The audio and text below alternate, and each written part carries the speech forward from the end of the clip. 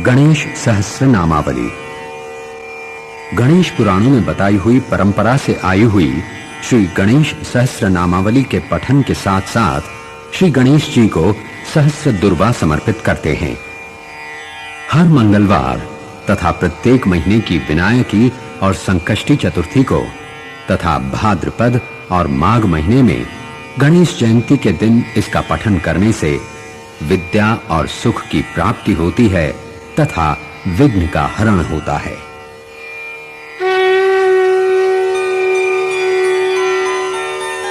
ओम श्री गणेशाय नमः।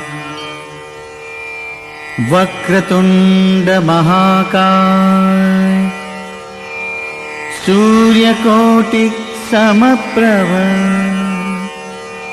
निर्विघ्नं कुरु मे देव सर्वकार्येषु सर्वदा।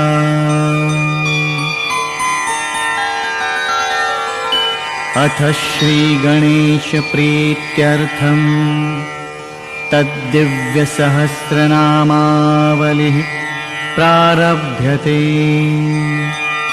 अथ ध्यानम्।